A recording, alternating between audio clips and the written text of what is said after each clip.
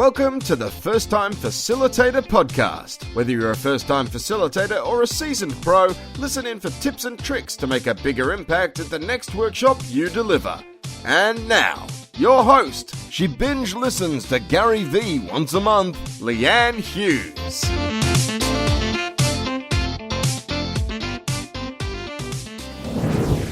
Hello everyone and welcome to the show. I'm your host Leanne Hughes and I'm here to help you create unpredictable workshop experiences that predictably work. Guys, we are in December 2019. How on earth is that even possible? And it's actually incredible that episode 95 is here. When I started this podcast, I had many people ask me how I would continue to get incredible guests on the show. But if you've been listening to the show for some time, you can hear the range, the diversity, the list of facilitators around the world who are bringing their all to make their workshops terrific and memorable. It's just so encouraging to hear that there's so many people on the same mission as us. And I feel like if we're all making progress to stamp out boring workshops forever, and through this work, we're making everyone's workshop experiences that much better. We're doing a great job. So give yourselves a pat on the back for listening in and paying attention to this area. I think it's great what you're doing. And today's guest is, he is leading the charge on this in stamping out boring workshops and being more effective. I was lucky enough to interview Tim Ferguson, today's guest, before I went overseas. And I'm so thankful that I did because he gave me a lot of really cool strategies for getting the best out of your audience. He absolutely role models everything that I appreciate in facilitators. Like I said, he puts his audience first. He prepares thoroughly, he communicates brilliantly and simply, and he has a passion for learning and making sure all of the experiences that he delivers hits the mark.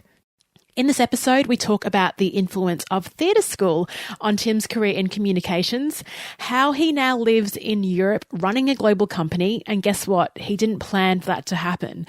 How he reframes corporate events and experiences. I think, as many of you know, most of the time our participants walk in because they have been told they have to attend our workshops and events. Well, Tim asks an important question. How could you get your participants excited and over the moon about attending your event? What would it take to get that level of commitment? I love that reframe.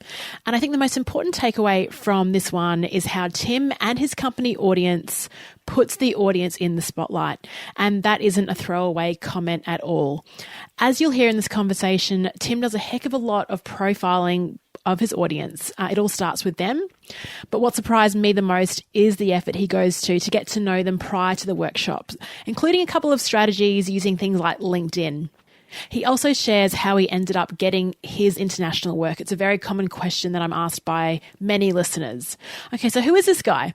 Well, as a CEO of Audience, Tim's job is to hire, train, and retain people so good they will transform the meetings and internal communications industry.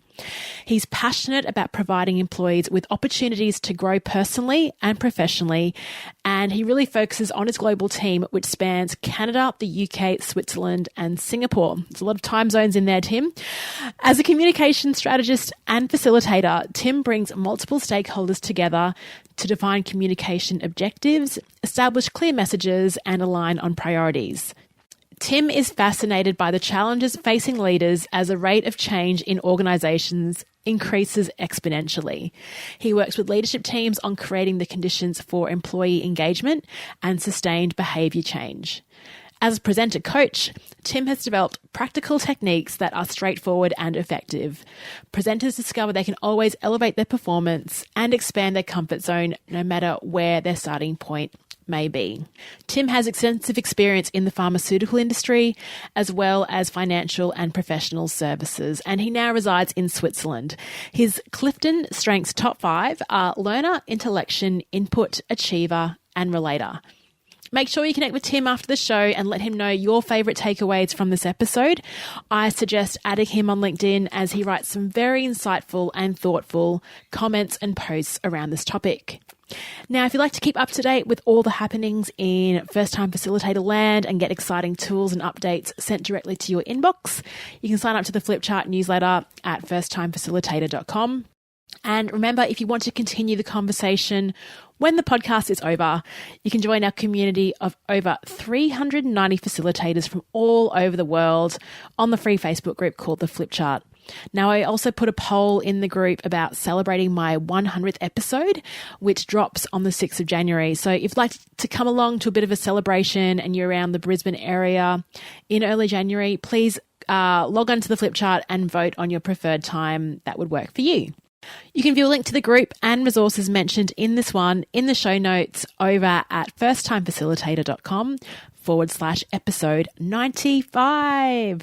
Now, on to the show. I am absolutely thrilled to welcome onto the First Time Facilitator podcast, Tim Ferguson. Tim is joining us over in Switzerland. How are you? Hey, Leanne. I'm well. How are you? I'm really well. I'm having a really great day. And obviously it's afternoon here and nice and early for you. So my voice is all warmed up. How's your voice feeling? Yeah, I could use a little bit more warm up, but I think we'll get there. I think we will as part of this conversation. Tim, as you know, you do listen to the show. I was wondering if you could start off by telling the listeners a bit about yourself, your career pivots, and what you do now. Yeah, sure. Maybe I do just need to start by saying how amazing your show really is. I've been doing the facilitation thing for about 19 years now. And I was searching podcasts for research for a client who wanted it, said, hey, can you give me some great facilitation tips, something that I can catch up on quickly? And I thought, I wonder if there's a podcast out there. And so I just Googled you essentially and found, I'm a big podcast listener, and found First Time Facilitator. I couldn't believe it. And I've been listening to it avidly ever since. So yeah, my career seems like it's been nothing kind of but pivots, I suppose. I'll start way back because I think it's actually hugely relevant for anyone who wants to be a facilitator. I was a day camp counselor when I was in high school, and this was one of the greatest jobs I ever had. And I use what I learned there in the corporate environment where I do my facilitation all the time, and just the idea of being able to create boundaries and rules within which great times, great play, great investigation, great creativity can happen. And that it's not a contradiction to set very firm, like left brain rules in order for very liberated right brain activity to happen. And I think I learned that around 17 years old when I was in high school. The other important pivot was I went to theater school right after high school. I was at York University in Toronto studying theater. And there we learned perhaps the oldest, most trusted workshop concepts of all time, which is a theatrical rehearsal. So in a theatrical rehearsal, the director needs to get 100% engagement out of 100% of the actors for essentially 100% of the rehearsal experience, and needs to be not just bring out the A game of everybody, but somehow help them dig deeper into the well and come out with something that they hadn't expected. That again is something that I'm using in my work all the time. And then I went into almost like pure academia, liberal arts. I was doing my PhD in religious studies and wanted to be a professor. I was doing comparative religion and sort of philosophy of religion. And this requires very concentrated empathy. Like you need to get your head into, let's say, what was it like to be a medieval monk? Or what's it like to be a Bedouin? Or what is it like to be a native Canadian 1,000 years ago? Or yet alone differences between being Buddhist or Hindu or Christian, for instance. And then when I was in my early 30s, my wife basically said, look, man, if you want to have kids, you got to get a job. So this academia thing, like, I know you're enjoying it, but it would be helpful if you actually had a viable career. So I ended up, by pure accident, I won't go into any more details, I ended up in the corporate communication and event agency world in the creative department as a writer. And the rest is kind of history since then. I discovered a thing called a corporate event, and that within these corporate events were two things that were near and dear to my heart. One, presenting on the main stage to hundreds of people, and the other, these small workshops that I couldn't believe that someone would pay me to create these things. It was amazing. I just love how you had to, well, first of all, you had to go back to the age of 17 to share the greatest job that you've ever had. So, Yes. so hopefully what you do now is filling you with a lot of joy. But I agree, the getting the opportunity to run these things, I think the reason why I do facilitation, well, the reason I'm drawn to it is because the highlights of my work career and any kind of team that I've been part of has always been going to workshops where we talk to each other and play games and share things. And I thought, if you can just do this as a job, I mean, what a thrill that is. And then, now these are your career pivots, but I'm also hearing a bit of travel pivot, because you're not talking with a typically Swiss accent there. What are you doing in Switzerland? Where are you from originally, and how did that all happen?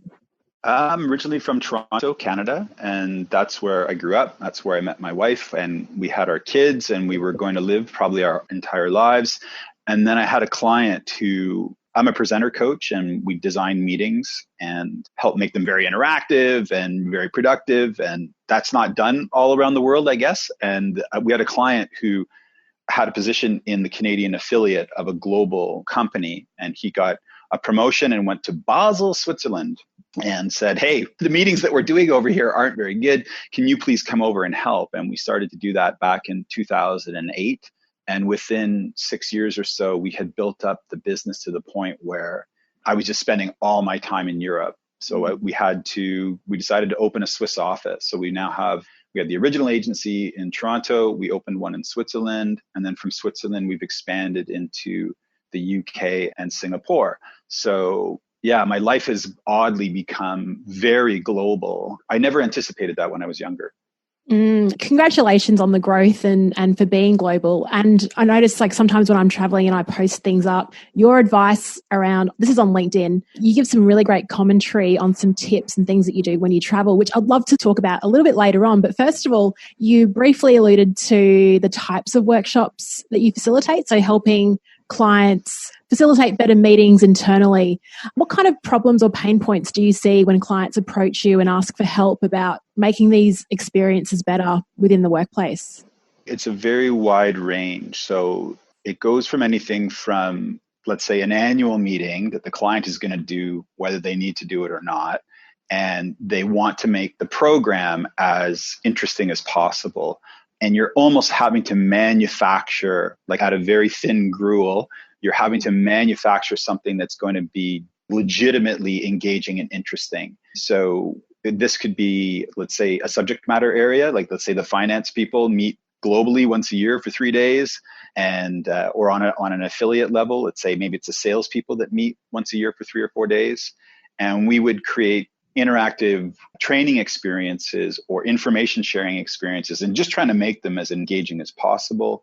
The other end of the spectrum, I do a lot of work with leadership teams. So let's say 2 divisions within a company merge together and now there's a new leadership team, or the old leader is gone and a new leader has come, and that person wants to sort of put their stamp on things and maybe change the culture of the leadership team. We do a corporate retreat of 2 or 3 days where you really dig very deep. It's very personal. People are having to be quite vulnerable in order for it to be productive. Sort of everything in between. So we might do a 3-day offsite for 10 people, or a 4-day kind of mini conference for 300 or 400 people, depending on the problem and the need. And so what is the process? Like, how do you sort of define, do they come with a problem? How do you make sure that the medium, so whether it's a retreat, a conference, or a small intimate event, do you sort of use a lot of questions, or do you have a process of evaluating the right event to suit the need? Our company is called Audience, and we're called Audience for a reason, is that we try to begin there always. So regardless of the ask, so whether the client has come with a specific problem or whether they're saying, hey, we don't really know what to do, we just want our event to be more interesting, we say, okay, well, let's start not with your content, not with your objectives. Let's start with your audience. Tell us very specifically, let's get into it. Who are we talking about here? What are the demographics? What are their needs and concerns? What keeps them up at night? The question we basically ask is, because we do corporate events where everyone has to come, right? Like it's not an option. You have to come. Yeah. We like to say, look, let's cancel this event and then sell tickets. So no one has to come. they only come if they want to come, their own money, their own time. What would be of such value to your employees that coming to this event would be something that they would gladly do? The example I use is a personal trainer. If you want to get in shape, you will hire a personal trainer to basically torture you. So, the next thing you know, it's Saturday morning, you're at the gym and this person's making you do burpees and you feel like you're going to die and you've paid for this. You want this, that's what we call a what's in it for me with them. And it's strong enough. So we help the clients think through, and we might do surveys or focus groups, do research to make sure we are clear on what would these people love to experience, and then we go to the objectives of the client. And there, what we're trying to distinguish between is the event objective versus the long-term objective with that audience. So we'll ask the question, a year from now, what kind of relationship do you want with this audience? How describe it? What would it be like? And then what is it now? And let's identify the appropriate starting place. Very often the clients want to overload the objectives of the event. And it's well, no, just start, you're probably going to just start small, kind of a SMART objective.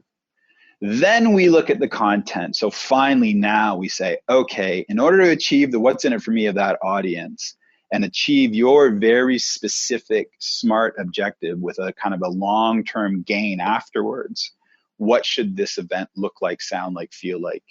And then it's almost like the content writes itself. Yeah, it would just sort of fall out of the process, right? Because you've gone through all these sort of stop gates. I love that approach of audience first. And I was thinking back to what you were saying about the time that you went and were thinking about doing a PhD in religious studies and empathy mapping for Buddhist monks. Hey, it's come in useful now, your empathy mapping for your clients and all the various audiences that you work with. That's exactly right. Yeah. And the question I've got is, I love that you push back with the client, because I think I can certainly put my hand up, and I'm sure other listeners as well, working with clients or even internally, they want the workshop to be the be all and end all. So like you said, overloading with objectives. So how do you push back on that and say, look, we need to scale it back? How do you do that? Influence their decisions on that? Yeah, ideally, you don't have to push back. It's more like you say, influence. It's a process of discovery. So what we say to the client is, okay, so they'll start with the content. We're going to have a 3-day event, and we're going to have Joe, Frank, and Sally speak, and then we're going to have a guest speaker, and then we're going to have a team building, and then we have to go to this specific restaurant because it's so awesome. We're like, okay, this sounds like a great event. All right, perfect. Can we just take one step back, though, just to help us understand the situation? Can you tell us about who your audience is, who's coming to this event? And can you paint a picture of the frame of mind they're in right now? And they'll be like, well, we've just gone through a lot of changes recently, and there's a lot of worry that maybe there's more changes to come. And so I guess now that you ask, I guess people are, they're rather concerned. Oh, rather concerned. Okay, so we're going to put them into the Disney World event, but you think there's a lot of concern, right? Okay, so what are they concerned about? And then eventually what the client will say is, now that we're having this conversation, I actually think a more low-key event with more open discussion, more time for people to really ask the leadership team questions, less sizzle, more substance. I think in this case, that's what's called for. And so that's just one. It could be the opposite. It could be that that they want to do a very kind of dry event, even though what the audience is needing right now is celebration and fun. The answer is always in the audience. It's always in the diagnostics of the audience. And if you get your client thinking through the problem themselves or thinking through who they're going to be speaking to themselves, they will come to the conclusion on their own. If that doesn't work, then we would be a little bit more pushing back and saying, here's how we see it. But it's much more powerful if they come to it on their own. Yeah, I think that clever use of questioning and getting them to come to the solution is very smart in terms of influencing. And I apologize for laughing over the top of your comment. I shouldn't do that as an interviewer, but I was laughing because what you were saying, I've been there. I have been talking to clients and internally and thinking, like you said, they come to the meeting with 80% of what the event looks like. And it is an unraveling process. So thank you for sharing some practical ideas and questions we can use to influence a better event and a better outcome. Now, you're the CEO of this business and you're also writing a book. How on earth are you doing that? And can you share with our listeners a bit about your book and what sort of drove you to write it? I've finished the first draft, so it's in a draft form, and I'm laughing to myself now because I don't know if you listen to the 10% Happier podcast, Dan Harris's podcast, but if you want to get into meditation and mindfulness, he's awesome. He considers himself a fidgety skeptic is the way he would refer to himself. And yet he's gotten into the whole mindfulness thing. Anyway, he was talking about how it's very dangerous to talk about your book until it's done, because talking about it makes you feel like it's done and it's not done. So with that said, I'm writing a book called Enter Stage Right, The Corporate Presenter's Handbook. And this comes from, while I love facilitating and it's very near and dear to my heart, my day job is as being a presenter coach. So I help clients get ready for real presentations in the real corporate environment and work with them from conception to execution. So from on a flip chart, like what should this, analyzing their situation, to rehearsing with them on the stage right before the doors open. And over many years of doing this with hundreds of clients around the world, I felt like I would like to be able to share more knowledge with more people. And the corporate world, as well as the medical world, is a whole different story, though we could get into. They don't teach presentation skills. They do not teach communication skills. So even though the corporate world is for knowledge workers, and presumably the way that they further their business is to talk to one another, they don't train anyone on how to give a presentation. So you see all of this death by PowerPoint, and it's a significant problem, and they don't have training in how to prepare. So this book is designed as a handbook, 10 chapters that would allow you to have the benefit of a coach through the medium of a book. Awesome work. And you've sent through one of your chapters, and I have pulled out a quote from it I wanted to share with listeners and get you to expand upon if you're happy to do so. The quote is, "Presenters give as much as they can while on stage, pouring their hearts and souls into it and hoping the audience will respond. Facilitators do this as well, but take it a big step further. A facilitator makes a total commitment to making engagement happen." And the reason I picked that quote up is because you're really looking at the differences between presenting and the multifaceted role of facilitator. And I love that you actually said it is a big step further, in that it is more challenging and there's more accountability to drive that engagement. So can you really sort of elaborate on that statement and what you observed, why you sort of felt compelled to share that in this chapter? Sure. I think that on the one hand, I compare it between a sprint and a marathon. A presentation, let's say you've got a 20 or 30-minute presentation. Perhaps you have Q&A involved with that, but likely it's a story that you're up there to tell. And hopefully you're going to tell a compelling, interesting story. You're not going to have 1,000 slides. It's going to be like the TED Talk style presentation. That takes a ton of energy to bring that across. A facilitator, it's 8 hours with other human beings and who speak back and who their personalities are.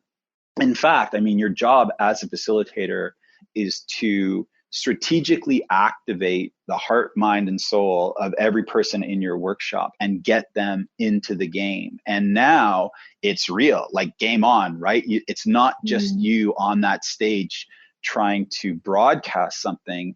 You are needing to listen to, interpret, manage, deal with, encourage, sometimes love, sometimes tough love your participants for them to get to a place that you're doing the workshop because something difficult needs to be accomplished. So you can't be a passive facilitator, or you can't hold back even an inch, I think, and still be successful. So it's partly that. It's on the one hand, it's sheer endurance. And it's also, I think that the idea would be, so if you went out there and really gave it your all as a presenter and you didn't hit the mark fully, I think people would say, hey, you gave it your all, As a facilitator, I don't think that we, at the end of the day, if we did not capture our participants, if we don't have them high-fiving us at the end of the day and saying that was just fantastic, I think we all feel horrible about it. I think we remember those for months and years to come, the ones that got away, Yeah. And love that analogy of facilitation is a marathon versus a sprint, and talking about the endurance of it, just and simply, and even in terms of the hours versus a keynote speech, it's 8 times the level of commitment and energy and focus and all of it that you talk about. So those moments, yeah, like you said, we all face them. If people aren't high-fiving and bouncing off the walls, we kind of feel like we've let them down or let ourselves down. How do you cope with that if it does happen? Well, not to avoid the question, I mean, the first thing is prevention, and you do everything in your power, really making sure you understand deeply who's going to be in the room. You get as much context around what's going on in their lives as possible. You really sense check. So for instance, I'm asked to do a workshop in December, and given the workload of the people involved, we were joking, it's called an offsite. And I was doing like a briefing meeting the other day about it. And one of the people I was talking to, she said, what I really need is an on-site. I need like 6 months on-site at my job. I've been traveling too much. So you need to really honestly ask yourself, is this the right time? Is this the right amount of time? If these people are going to give an entire day, does that make sense right now? How do I make it as fit for purpose as possible? How do I make the workshop work harder? Like, how do we make sure that it accomplishes almost like a miraculous number of outcomes and outputs? So that's step one. And you show up energized and your game is on. If you have any, that's why I got into the meditation thing, is if you come into the room the least bit irritated or frustrated or distracted, you're not going to be successful. You yourself need to be like the island of calm in the middle of it all. So prevention, and if you do all that right, you reduce negative outcomes drastically. When they do happen, so let's say you're doing your check-in in the morning and someone puts their hand up and says, you know what, I really wonder why we're here. This is just a big waste of time. Or, hey, I see you've got all these arts and crafts materials, and I'm sure that's really fun where you come from, but this is not kindergarten and we are not children. So can we please just get to the point of all of this? Like I've had, these are real life experiences I've had. And I think that you need to take a very, very deep breath and step back. You must not get defensive on the one hand, and you must not give up your authority on the other. I think it was on one of your recent interviews, person talked about, I think it was gracious authority, a phrase like this. So you need to, on the one hand, say, hey, you know what? I fully hear you. I understand where you're coming from. I'd like to know if anyone else is feeling the same way. Let's get into it. There's a moment, especially in the more leadership level retreats, where there's a moment where the workshop gets real. And that's what I'm always looking for. The elephant in the room comes out, and now we're speaking as real, authentic human beings. And you hear that. And my reaction more and more is like, this is gold, right? This is what we need to hear. So I'm sensing a lot of frustration in you. I'm sensing that you're feeling this is a big waste of time. It sounds like this is not the first waste of time you've experienced in the last few months. Tell me more about it. And then out it comes. And if I've done the right pre-work with my client, they've got my back. They know that, yeah, this is why we're doing it. And if we have to throw the entire agenda out the window, we do it, like gone, bang. Let's deal with the real issues. But then what happens is you have your back pocket methodologies so for instance, 1, 2, 4, all, where you have people silent write for 1 minute, then they talk in a pair for 2 minutes, then they talk in a 4 for 4 minutes, and then you pass the mic, as it were, from each group of 4. So a methodology like that. So individual writing, introverted, reflective, private thoughts, can gather my thoughts. One-on-one talking with a partner, also more on the introverted end of the scale, and yet the energy in the room comes very, very high. I feel listened to and validated. I listen to someone else, discover that there's another perspective. Then the 4, now we're standing. Now I'm hearing multiple perspectives. And hey, you know what? Not everyone feels the way I do. And hey, actually, I kind of like the sound of the way that person sounds. And I really feel like we're now having a productive conversation. This is actually really cool. And now the mic comes around to the groups of 4, and that anger and frustration that the first person kind of kicked off has now turned into something constructive and amazing. So you need enough of these methodologies in your back pocket to when the moment arises, you can implement them. Yeah, because I think particularly for first-time facilitators listening in, those scenarios that you just gave, I think even when I was listening to it, I could feel the blood rush to my head and thinking, oh my gosh, what would I do in that moment? And I think newbie facilitators possibly think that they need to justify or what the process is, and it's all on them to figure this out and to bring the workshop back on track. What I love about having a process like 1, 2, 4 all, which I've actually never heard of, so thank you for sharing that on this show, is that it's going back to the group to talk through. And like you said, it's a mix of the energy. So getting time to reflect, which changes the mood, then the sharing, which brings it up. And such a fantastic tactical way of bringing something in that could possibly really derail the workshop. What you're doing then is getting the group engagement. So, and I totally agree in terms of having those methodologies and tools in your back pocket that you can sort of lean on, and processes are just fabulous like that. So you talk about this book in terms of helping to prepare your clients and get them to run better corporate presentations. How do you personally prepare for workshops, say a month away or even the night before or morning of? I know I've seen you post on LinkedIn about this sort of stuff, and you've got a ton of great strategies that you use. So I'd love to hear them. Yes, well, if my kids are listening, I hope they will, that I do have an obsessive compulsive streak in me. So I do have a lot of routines and rituals that I would go through in order to arrive ready. They do start about a month before, whenever I'm, first speaking to the client. And it's that triangle audience, presenter, content thing. Mm. So I want to know in great detail who I'm going to be speaking to. It could be that I do interviews with them. I love to talk to just 2 or 3. I'll say to the client, I'd love to speak to 3 people. Your most on-board person, who's going to be most enthusiastic. Your least on-board person, who's going to be like the most negative person in the room. And then I want to talk to the informal leader who, and whether I don't care where they are on the spectrum. I want to talk to the people that everyone else will listen to when they are speaking. And if I can develop a relationship with those 3 people coming into the workshop, if they can have a legitimate influence on the agenda and what we're going to accomplish, and then if I can give them even roles, I'm the facilitator, but facilitation is something that all of us in this room need to be doing today. And I give roles to people to help me, right? To help each other. So preparation, all the logistic things, like I find that I need to be really clear on what am I doing 24 hours before this workshop. And I need to be in a place, I need to know that I am physically where I need to be. Very often, I was loving your stories of being in Hong Kong. I do workshops all around the world. Where am I? I want to be in the hotel, 24 hours before. I want to see the room the night before.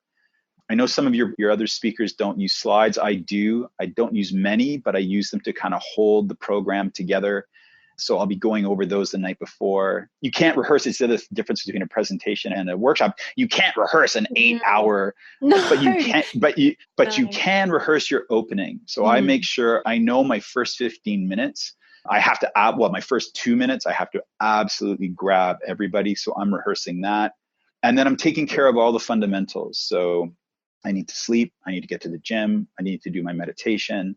I need to get other things off my plate so that, I arrive with, just this very high state of readiness. I think you're a runner. I think anyone who's done a 10K race or something, that feeling of race day. So you're a little nervous. I've been doing it for all these years. I'm nervous, right? Like I want this to go well. Just because the last one went well doesn't mean this one will go well. And then the night before, I will do a last minute check I'll go on LinkedIn and I look at the profiles of the people. Even if I've done it before, I'll do it again. And just to remind myself, these are human beings. Where have they come from? What kind of schooling did they have? What are the titles in their roles? Like just get a flavor for the person. And then I'm obsessed with writing out their names the night before. Really? So, I write everybody's name. Yeah. So then I already have a visual in my mind of who I'm going to meet. And then my pronunciation of different names is terrible. So I practice saying them. And then in the morning, I'll rewrite that list and just the first names. So when I'm meeting everybody, it's like you're checking off a list. So it's like, I know I'm going to meet a Liz. I know I'm going to meet an Ahmed. I know I'm going to meet a Heather. And then so when the person arrives, they're filling a mental box that you've already created. And it allows you to be using their names right away, because it's one of the key things as a facilitator. If you don't know the name of every participant, it's hard to develop a relationship with them. And so then I have a little map of the tables. So as they come in, oh, hi, Heather, nice to meet you. And then I write where she sits. I write it down on my little map. And so within the first half an hour of the workshop, I've used everybody's name like 5 times, and I've memorized them. And for the 2 or 3 that I can't remember later in the day, my little map is there to remind me. So those are some of the things I do to prepare. That is incredibly thorough. Oh my goodness, you've given me so many great ideas. I did see in one of I think it was one of your blog articles or somewhere where you said that you actually looked at all the LinkedIn profiles. So again, that comes back to your focus on audience first. But I never even thought of looking at just revising the names the night before, writing them out to make them really come to life, and then challenging yourself within the first 30 minutes to use everyone's name. I spoke to Tom Scantlebury about customer experience a few episodes ago, and he said that using someone's name is one of the most powerful things that you can do. And here's just a quick tip that, let's say for some reason, and it does happen occasionally, you're not able to get that information about the audience. So what do? You do a few things. One is you make sure you are ready at least 30 full minutes before the time, so that you can greet every single person who enters the room and have a little 2-minute chat and just ask them a couple questions. And then I'll just say, hey, everyone, I know you all know each other, but I don't. So do you mind putting a tent card with your name in front of yourself and maybe add your superpower to that if you like, or like would do some kind of silly thing. And so I'm just right up front about it. And I'll say, I don't know any of your names. I want to know your names. Please write them out for me. And don't leave it to make it this mysterious thing, Yeah, that's right. I love the tent cards as well. The only problem sometimes is when people move or they hide them away and it's like, I can't see them. And then you call someone the wrong name. You're like, damn it. Struggle's real. Yeah. The other question I get quite a lot, Tim, because I've been very lucky. One of my first gigs is for a client that is around multiple Asian countries. And you've got a business, working for a business that is truly global, and you've traveled around the world facilitating and working with clients. Do you have any advice for people that want to work internationally? Because I'm trying to think of the process. I think mine was just luck. How about your process? How have you been getting these international gigs? Well, from a business development point of view, it's been purely by following my clients. So I have a great relationship with a client in Basel. That person becomes the general manager of the Indonesian office of their company. And then they ask me to come in and to work there and just demonstrate a massive willingness to do so, is, to be honest, as how it's all happened. So I follow, like, I have certain clients who are always like, so Tim, I know you haven't done exactly what I'm about to ask you to do, but I think you can do it. I've got 2 or 3 of those who have been like the most important clients to me. And I would cross the earth for them. And then I literally have. And then it kind of spreads by word of mouth. The other thing is that you don't disappoint, right? So if you are asked to do a workshop in another country, you've got to knock that one out of the park. So you're going to do some research on the culture.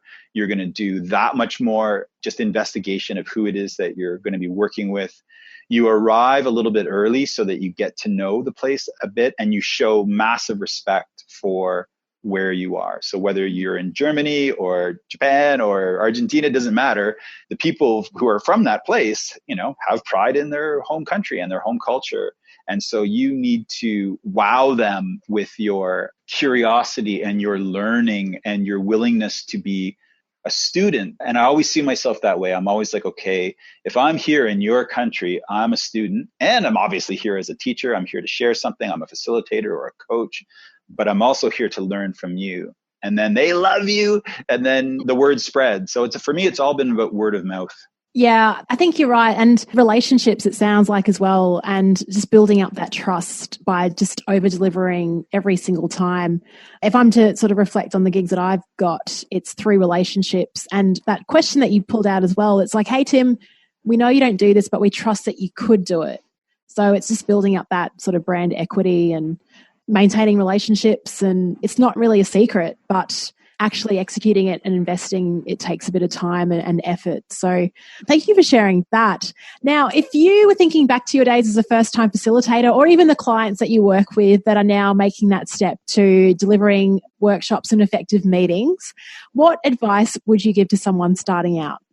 Well, I think that, so in addition to everything about like that we've been talking about so far, I guess new things I would say is, one is your body language is something you need to pay a massive amount of attention to as a facilitator. So you need to have presence. You need to demonstrate courage. You need to come across as very confident, not arrogant by any means, but you do need to say, hey, you need to take up some space. And I think a lot of people who get into facilitation may have done so. They're often very cerebral, almost like, I think a lot of us in facilitation, we're kind of nerdy, right? Like we love the idea of cool interactivity and activities and coming up with great ideas. And like, we just love all the things that a workshop is supposed to accomplish. And then we forget that, especially I work in the corporate world, where the level of cynicism coming into a workshop can be massively high because they've been to too many of them, and too many of them have been low quality.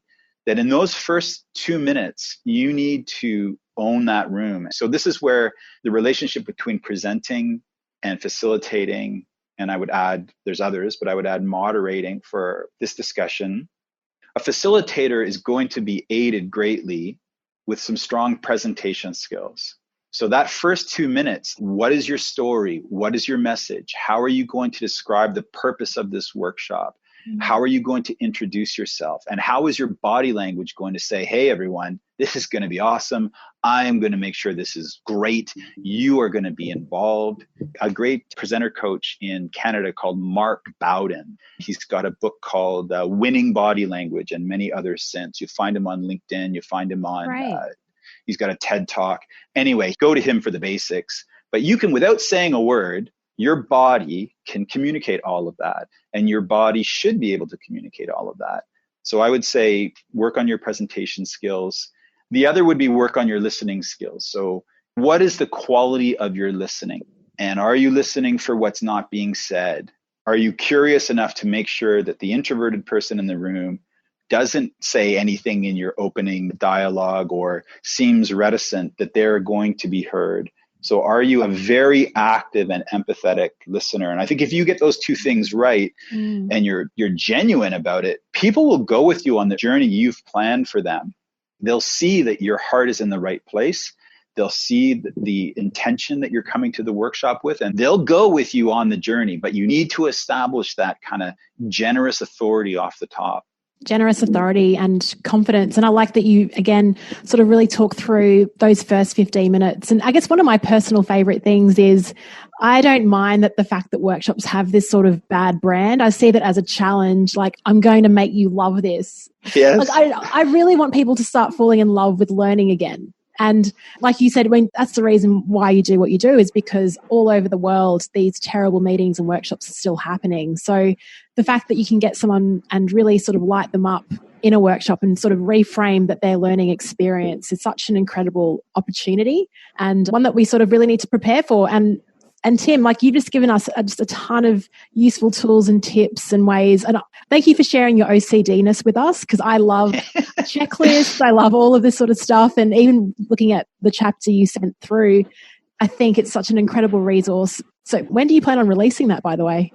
Well, I'm actually working with a second kind of editor who's giving it a read right now. And I have to determine, I think I'm going to go down the self-publishing route and just need to get some time in the calendar to focus on it. And now that I'm making the promise to all of your listeners that I will finish the book in the next year, let's say, I've got to get it done. And I just have to say, Leanne, that you have also set the bar for me on that. And the way you've made your career pivot and created this show, which I really think is a landmark show. I was joking to you that I think it should be called the 1,000th time facilitator, because it's just as useful to us who have done this many, many times. It's very validating. I've learned so much. And that you're just the sense that if you've got content, you need to put it out into the world. And so I take you as quite a leading example of what I should be doing, which is sharing more of what I've learned with my colleagues, facilitator colleagues around the world. Oh, thank you so much. And I do appreciate that feedback. And also, I don't know if I said to you over LinkedIn, because you messaged me on there. And when you record these podcasts, so you can't see us, but Tim and I are just talking over a Zoom call, just in our homes. And it's just two people talking, and we're just sharing it with the world. And you don't really recognize the power of that until people sort of reach out and tell you how the show or a guest has made an impact on them. So thank you for sharing that feedback, and also for connecting on LinkedIn. And I'm so glad we've had the opportunity to chat now, because you definitely need to get your thoughts out to the world. I think the way that you sort of look at your process, simplify what you do, and make it really practical is something that we're all going to buy into. So I'll put a little reminder in my calendar to check in maybe at 9 or 10 months to see how the book is going, and we'll have to promote it to our listeners. If listeners would love to connect with you and tell you how much they got out of this conversation, how can they do that, Tim? Well, the best way is probably LinkedIn, Tim Ferguson on LinkedIn, or you can email me at tim.ferguson@audienceinc.ca, or check out our website, audienceinc.ca. From our Canadian roots. If you do audience.co.uk, you find us as well. And then I'm not on Twitter, I'm not on Facebook, and I'm not on Instagram. I feel like the old fogey for that. I've never quite figured out the social media things, but I'm big on LinkedIn. I love it, and easy to find there. Fantastic. And we'll link to that in the show notes. And I noticed you went on Instagram today. I was trying to tag you in a podcast post, but all good. We will share the love on LinkedIn, where we will find you. And Tim, thank you so much for waking up early. Thank you for being on the show. Thanks for all the work that you're putting out there. And I do recommend reaching out to Tim on LinkedIn, because he has some amazing commentary on there too that's worth following. So thanks again, Tim. It's great to have you on the show. Thank you, Leanne, very, very much. You have a great day. Same to you. Hey, thanks so much for sticking around. You've reached the end of another episode of the First Time Facilitator podcast. Connect with the show at firsttimefacilitator.com, or follow me on Instagram at Leanne Hughes to find out what I'm up to during the week.